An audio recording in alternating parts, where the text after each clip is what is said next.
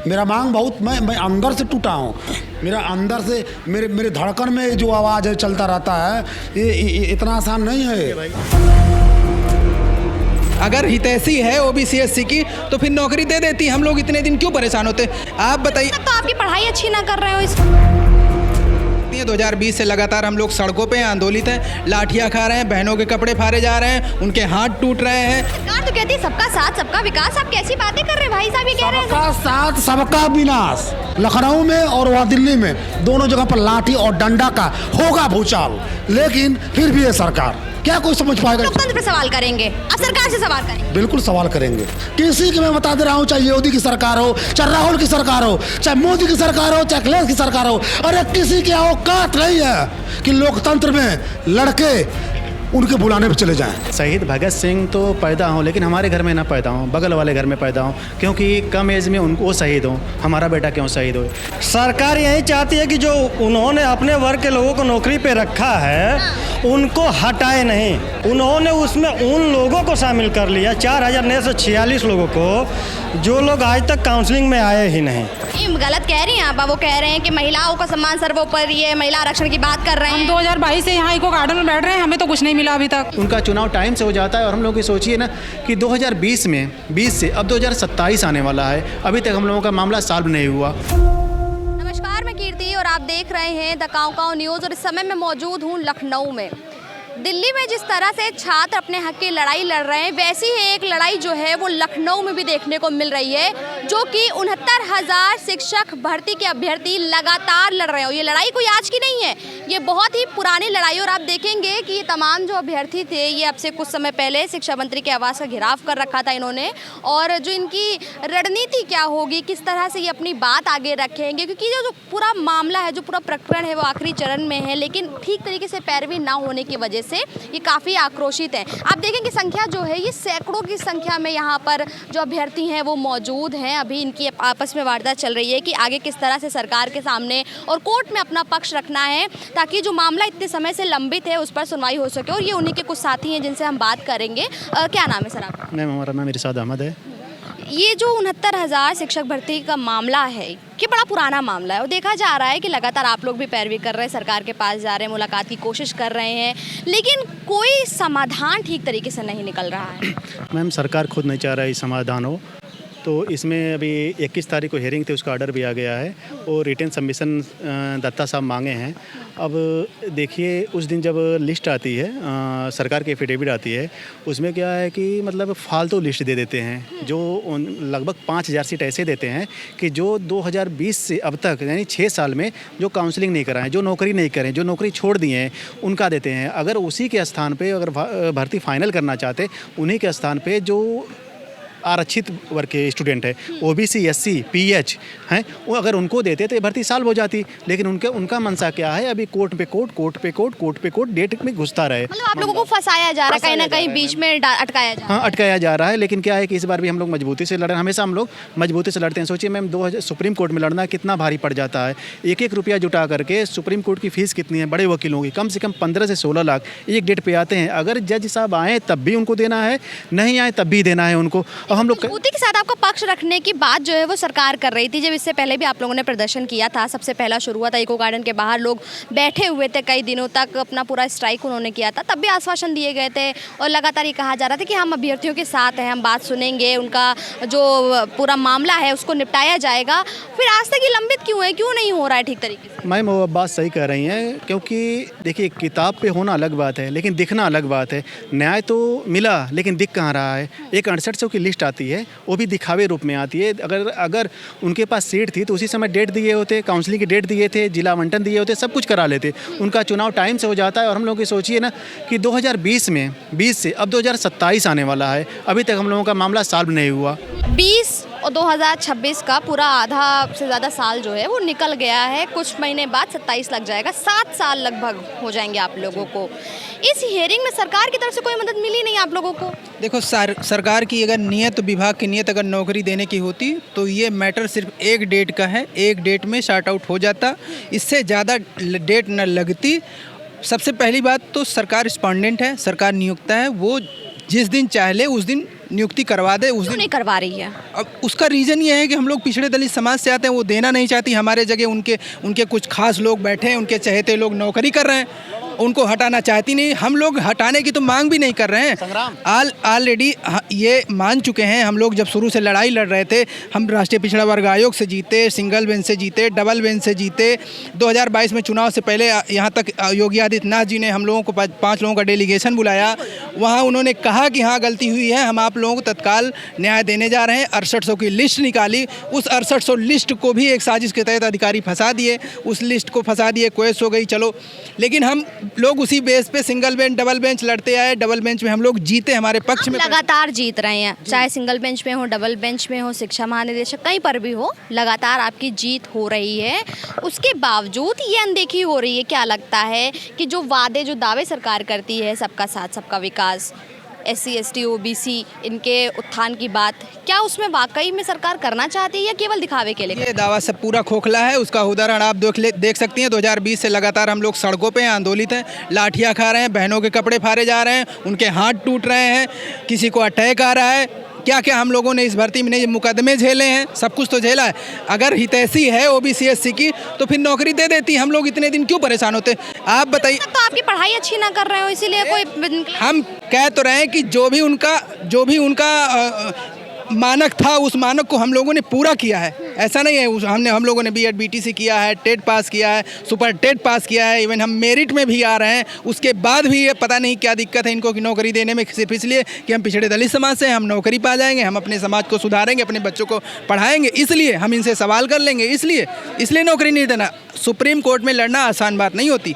ये कोई तरीके से चल रहे थे। सुप्रीम कोर्ट का खर्चा सब जानते कितना होता है, आपका खर्चा कैसे चल रहा है, घर का खर्चा कैसे चल रहा है? देखिए, घर की तो कोई बात ही नहीं। घर वाले जो जैसा कर रहे हैं, घर से हम लोगों को भी थोड़ा बहुत खर्चा मिल जाता है। लेकिन जो सुप्रीम कोर्ट की लड़ाई है, ये जो भाई दिख रहे हैं, हम लोग आपस में थोड़ा थोड़ा मिला के पैसा इकट्ठा करते हैं। एक डेट पे किसी तरीके से 2 लाख 3 लाख इकट्ठा होता है तो वो ले जाके हम लोग एडवोकेट को देते हैं। कोई भी सुप्रीम कोर्ट में अगर एडवोकेट करेंगे, सीनियर एडवोकेट, अगर एक नॉर्मल, मैं बहुत अच्छा की बात नहीं कर रहा हूँ कि टॉप मोस्ट सीनियर की बात कर रहा हूँ, आपकी बात रख सके ऐसा, बस ऐसा कि नॉर्मल की थोड़ा सा वो कह सके अपनी बात, ऐसे एडवोकेट हम जब ले जाते हैं तो लगभग 3 लाख 3.5 लाख ऐसे एक डेट पे लगता है। और एक डेट पे जब जाते हैं, सरकार अपना पक्ष नहीं रखती तो तुरंत जज इस बात को सुनना बंद कर देता है, उसको हटा देता है। मतलब सरकार तो सुन नहीं रही है, कोर्ट भी नहीं सुनवाई कर रहा है, ये कह रहे हैं। यही तो लोकतंत्र है, और इतना मजबूत लोकतंत्र हमारे भारत के बाहर ही होंगे। इतना मजबूत लोकतंत्र है कि अभी देख रहे होंगे केंद्र में भी युवाओं बेरोजगारों के लिए ही धरना चल रहे हैं, जंतर मंतर पर आप देख रही होंगी। और अभी हम अपनी मांग यहाँ पर लखनऊ में लेकर बैठे हैं, और अभी मैं जंतर मंतर पर जाऊँगा अपनी मांग लेकर के। मेरा मांग बहुत, मैं अंदर से टूटा हूँ। मेरा अंदर से मेरे धड़कन में जो आवाज़ है चलता रहता है, ये इतना आसान नहीं है। ये पहले सरकार 6800 का लिस्ट निकालती है, हमारे दिमाग में डालती है कि भाई 6800 आप लोगों ने नियुक्ति ले लीजिए, तब भी वो घोटाला साबित होता है कि घोटाला है, कम से कम दे दीजिए। उससे भी सरकार को पेट नहीं भरती है, तो बहुत हम लोग धरना किए, प्रोटेस्ट किए, तो फिर 82-70 कितना देख लीजिए, 82-70 लिखा हुआ, 82-70 की लिस्ट आती है। अब ये लिस्ट आने के बाद अब 2 पक्षों में आप उधर दिखा दीजिए, थोड़ा सा विवाद बढ़ा दी सरकार ने। डिवाइड एंड रूल जो अंग्रेज कर रहे थे वो कर रहे हैं, अपने 2 पक्षों में झगड़ा करवा दी है। तीसरा अब लिस्ट आने वाली है 10,000 का।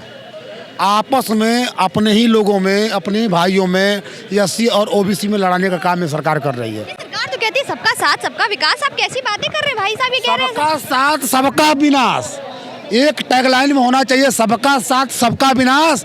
फिर से यही मोदी सरकार, फिर से मोदी सरकार, हाँ फिर से मोदी सरकार, फिर से 5 किलो चावल 5 किलो राशन की बात होगी। यानी सबका साथ सबका विनाश, फिर मोदी सरकार। और दिल्ली केंद्र में, मेरे राज्य में और यहाँ पर लखनऊ में और वहाँ दिल्ली में, दोनों जगह पर लाठी और डंडा का होगा भूचाल, लेकिन फिर भी ये सरकार यही है। आप कह रहे हैं कि सरकार घोटाला करे तो कैसे आ जाएगी, आप कैसी बात? संप्रभु है, संप्रभु उनके, वो जो संप्रभु बैठे हुए हैं हमारे लोकतंत्र में, जिसे भगवान का दर्जा जीत दिया गया है, वो कहते हैं कि हमारे पास टाइम नहीं है इन युवाओं को देखने के लिए। वारे मेरे मिलॉर्ड, आप ऐसे कुर्सी पर बैठ करके, इतने बड़े कुर्सी पर, लोकतंत्र के कुर्सी पर बैठ करके आप कहते हैं इन युवाओं को दर्द को सुनने के लिए मेरे पास टाइम नहीं है। वीडियो देखने का टाइम। हाँ, वीडियो की टाइम नहीं है। कैसा लाचारी है ये, कैसा लोकतंत्र है ये, हिंदुस्तान का कैसा लोकतंत्र है। ऐसे लोकतंत्र पर अगर युवा सवाल खड़ा करें तो सवाल होना चाहिए, प्रश्न होना चाहिए।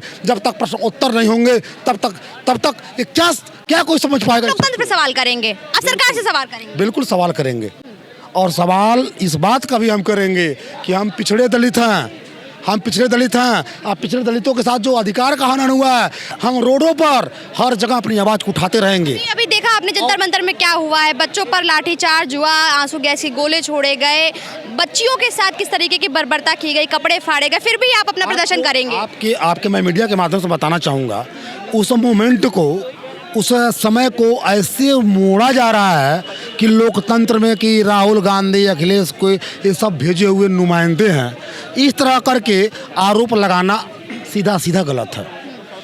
कोई भी विपक्ष बच्चों के साथ खड़ा है तो उसको भी वो लोग राजनीतिक रंग देते हैं। कोई भी लोकतंत्र में बता दे रहा हूँ, किसी की इतनी औकात नहीं है कि सभी लोगों को अपने एक आवाज पर बुला ले। ये युवा का आवाज है, किसी को बुलाने पर युवा नहीं गया। किसी की मैं बता दे रहा हूँ, चाहे योगी की सरकार हो, चाहे राहुल की सरकार हो, चाहे मोदी की सरकार हो, चाहे अखिलेश की सरकार हो, अरे किसी की औकात नहीं है कि लोकतंत्र में लड़के उनके बुलाने पर चले जाएं। क्या कुछ करेंगे, अब क्या रणनीति तैयार कर रहे हैं, क्योंकि नाराजगी है युवाओं में, चाहे वो 69,000 शिक्षक भर्ती का मामला हो, चाहे नीट पेपर लीक का मामला हो, चाहे टेट का हो, चाहे कोई भी पेपर आप देख लीजिए, कोई भी भर्ती आप देख लीजिए, लगातार जो कमोबेश स्थिति है, जो चित्र निकल कर आता है, वो एक जैसी है। मैम है क्या कि सब लोग ये सोचते हैं कि आगाज़ कौन करेगा, सब लोग यही सोचते हैं ना, आगाज़ कौन करेगा। शहीद भगत सिंह तो पैदा हों, लेकिन हमारे घर में ना पैदा हों, बगल वाले घर में पैदा हों, क्योंकि कम एज में उनको वो शहीद हों, हमारा बेटा क्यों शहीद हो। यही हाल हम लोगों का है। मैम सोचिए कि जो 69,000 की भर्ती हुई थी, अब तक कम से कम मैम मतलब 2.5 का आंकड़ा हो गया होगा, बच्चे सुसाइड कर लिए। हम खुद ही उसके पीड़ित हैं। 2 सितंबर 2024 को केशव मौर्य की आवाज़ पे प्रोटेस्ट हो रहा था, हमारा उसी में हार्ट अटैक होता है, हमारी सर्जरी होती है विल्सन हॉस्पिटल में, और उसमें मतलब पैसा आपको पता है ना, विल्सन जैसे हॉस्पिटल में जाने में कितना खर्चा हो जाएगा। कम से कम अब तक 7 से 8 लाख रुपया खर्चा हो गया। अब वो कौन लगाएगा, घर वाले लगाएंगे। क्यों? क्योंकि सोचिए, फिर भी हम इतना सोच करके फिर भी अपने एक नौकरी के लिए, क्योंकि नौकरी से बड़ा हमारे लिए कुछ नहीं है, नौकरी नहीं रहेगी तो हम सम्मान से जी के करेंगे क्या। आप रील बनाइए, पकौड़े तलिए, प्रधानमंत्री तो खुद कह रहे थे ये बात, आप भूल गए क्या? उनकी बात नहीं सुन रहे, आप भाषण नहीं सुन रहे। मैम रील बनाएंगे तो फिर कल हम अपने बच्चे को भेजेंगे कहाँ पढ़ने के लिए, एक रीलबाज के यहाँ। अपने बेटे का अपना इलाज कहाँ कराने जाएंगे, एक रीलबाज के यहाँ। पकौड़े तल लीजिए, और क्या पकौड़े के यहाँ भेजेंगे इलाज कराने के लिए, पढ़ाई के लिए। प्रधानमंत्री फिर कैसा क्यों कह रहे हैं? वो तो कह रहे हैं ये तो एक आय का सोर्स है, बढ़िया है, नौकरी के पीछे भाग रहे हैं आप लोग। मैम वो प्रधानमंत्री हैं, वो कुछ भी कह सकते हैं, लोग उनको सुनेगी। क्यों? क्योंकि 140 करोड़ को रिप्रेजेंट कर रहे हैं। अगर 14 करोड़ भी लोग देख लिए तभी लोगों को लगा बहुत है, लेकिन फिर भी 120 करोड़ तो नहीं ना देखें। अभी लोग कहते हैं कि सरकार इनकी है, हमेशा रहेगी, तो कितने लोग पसंद कर रहे हैं? 40%, बाकी नहीं, 40% लोग उनके पक्ष में, लेकिन 60% तो उनको अपोजिशन में है ना। फिर भी तो सरकार बन जाती है, कैसे बन रही है अगर ओपोजिशन में है तो? मैम ये बहुत बड़ा सवाल है। ये क्या है कि है लुभावने मतलब वो दे करके, क्या बोलते हैं, लालच दे करके। जैसे बिहार में क्या है, 10,000 रुपये। मैम जिसके जेब में 10,000 रुपये आ जाएगा ना, वो तुरंत सोचेगा, ये कहेगा कि हमारे एक वोट से थोड़ी सरकार बन जाएगी, गिर जाएगी। लेकिन जो ही एक करते करते वो लाखों में कन्वर्ट हो जाता है। मेन वजह यही है, लुभावने और 5 किलो राशन और फ्री डेटा। अब युवा क्या चाहता है? युवा अब जब तक एक युवा कोई भी मुद्दा हो अपने हक के लिए नहीं लड़ने आएगा ना, तो कोई नहीं आएगा। अगर हम अपने हक के लिए नहीं बोलेंगे ना, तो ये हमारे हक की आवाज़ नहीं उठाएंगे। सबसे पहले हम अपने हक के लिए लड़ेंगे, तब एक सोचेंगे अपने लिए लड़ रहा है, चलो इसके तरफ से हम भी लड़ें। युवा क्या चाहता है? युवा यही चाहता है कि हम 5 किलो राशन खाएं और अपने अधिकार को न उठा पाएं। और जो अधिकार उठाने आते हैं उनको काकरोच पार्टी के नाम पे या किसी और पार्टी के नाम बता दिए जाते हैं, जबकि ऐसा सही नहीं है। युवा वो लोग हैं जो पढ़े लिखे हुए हैं, हम लोग टेट सुपर टेट की परीक्षाएं पास किए हुए हैं। अब हम लोग अपनी आवाज़ उठा रहे हैं, चूँकि आंखें हो गई हैं कि हमारा अधिकार क्या है, हमारे बाबा भीमराव अम्बेडकर का संविधान क्या है। तो हम वो चीज़ें जान रहे हैं, जो ये चीज़ें नहीं जान रहे वो क्या आवाज़ उठाएंगे। वो क्या आवाज़ उठाएंगे? इसलिए मैं कहता हूँ हमारे पिछड़े दलित ओबीसी को, आज भी आप लोग प्रदर्शन कर रहे थे, बड़ी बर्बरता के साथ आप लोगों को उठा करके बसों में डाला गया, फिर वहाँ से यहाँ जाकर के छोड़ दिया गया। ये आज से नहीं मैम है, बहुत दिनों से चल रहा है। इस दर्द की जो आवाज़, पिछड़े दलितों की आवाज़ को कोई उठाने वाला भी नहीं है। कुछ मीडिया वाले लोग को बहुत बहुत धन्यवाद है कि आपके चैनल से हमारी आवाज़ कुछ दूर तक ले पहुंचती है। एक बात और है, इसको कर दीजिएगा, कल हम लोग निकलते हैं घर से, कल सुबह में 1 हफ्ता से डेली हम लोग शिक्षा मंत्री के यहाँ जा रहे हैं। शिक्षा मंत्री के यहाँ जाके वो खुद चेक करें, हम लोग 6 ज्ञापन सौंप चुके हैं, आज तक मिले नहीं। फिर उसके बाद हम लोग जाते हैं, बीजेपी में मंत्री हैं, अपना दल से आशीष पटेल यहाँ, तो वहाँ देते हैं, वहाँ ज्ञापन देते हैं। कल वो भी सर नहीं मिलते हैं, इससे पहले 2 बार मिले थे, और अनुप्रिया पटेल से भी हम लोग मिलते हैं। और फिर उसके बाद हम लोग जाते हैं जो पंचायत राज मंत्री हैं, ओम प्रकाश चाचा, उनके यहाँ जाते हैं तो वो मिलते हैं मैम, वो मिलते हैं और मिलते हैं, और वो पेपर में भी आता है। कल वो कहते भी हैं हम सीएम सर को हम प्रेस मतलब रजिस्ट्री करवाते हैं। अब देखते हैं सिर्फ कहे थे ओबीसी एससी के लिए या करते भी हैं, हमें तो नहीं लग रहा है कुछ करेंगे। क्योंकि वो भी आरक्षित कोटा से ही मंत्री बने हैं, ठीक ना। फिर सोचिए कि आरक्षण वर्ग के लिए क्यों नहीं बोल रहे हैं। आरक्षित वर्ग से मंत्री बने हैं, फिर भी जो छात्र हैं, जो युवा हैं, उनके लिए बोल नहीं रहे हैं। 69,000 शिक्षक अभ्यर्थियों का मामला है। SC ST OBC तमाम कैटेगरी के मंत्री बैठे हैं मंत्रिमंडल के अंदर योगी सरकार में, फिर भी आप लोगों की बात नहीं सुनी जा रही है। ना तो कोई मंत्री हम लोगों की बात सुनता है, न उप मुख्यमंत्री बात सुनते हैं, चाहे हमारे वर्ग से आते हो, चाहे पिछड़े हो, चाहे दलित हो, चाहे राजभर जी हो। वोट नहीं दे रहे होंगे, बिना वोट के सरकारें कैसे बन जा रही हैं? सबसे बड़ी बात तो यही है ना, हम लोग हिंदू माने जाते हैं, हिंदू केवल वोट के लिए हैं। यहाँ पिछड़े दलित लाठी खा रहे हैं। पिछले हम लोग 2018 में भर्ती आई थी, 2019 में इसका परीक्षा हुआ, 2020 में रिजल्ट आया, 21 में कुछ भर्तियाँ हुई, उसके बाद से आरक्षण में घोटाला किया गया। वोट के नाम पे हिंदू, आरक्षण देने के बाद आए तो पिछड़े दलित हो गए। हम लोग पिछड़े दलित हो गए। जब हम लोगों ने धरना प्रदर्शन किया 2021 में, तो 2021 दिसंबर में मुख्यमंत्री जी से हम लोगों की मुलाकात हुई। 2020 से पूरा आपका मामला शुरू हुआ, 2026 में 20 की बात करती हूँ इसलिए क्योंकि वहीं से पूरी जांच और प्रोटेस्ट आप लोगों ने मांग शुरू कर दी, और 2026 का ये जुलाई महीना चल रहा है।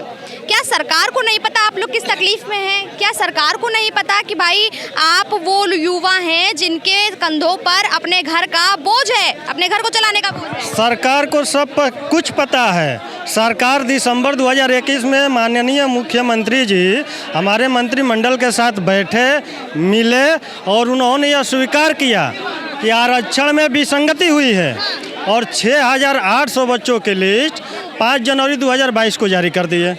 उसके बाद आचार संहिता लगी, उन्होंने कहा आरक्षण मामला सॉल्व कर दिए, सरकार बन गई। फिर हम लोग धरना प्रदर्शन, हाई कोर्ट, डबल बेंच से जीते।